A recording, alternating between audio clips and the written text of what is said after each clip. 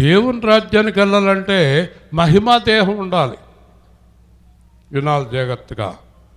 దేవుని రాజ్యానికి వెళ్ళాలంటే మహిమా దేహం ఉండాలి. ఇలాగ వెళ్ళం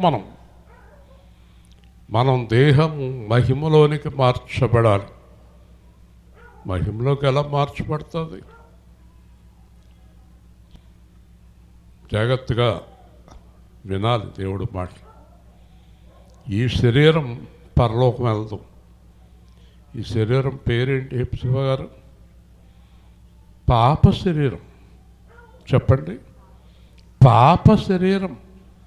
పాప శరీరం దేవుడి రాజ్యానికి వెళ్ళదు. వింటున్నారా? మరి పాప శరీరము దేవుడి రాజ్యానికి వెళ్ళినప్పుడు మహిమా దేహం కావాలి. మహిమా దేహం ఎవరిస్తారు మహిమా దేహం? చెప్పాలి. ఎవరిస్తారు? పాస్టర్ గారా? ఎవరో? యేసుక్రీస్తు ఇస్తాడు. హల్లెలూయా.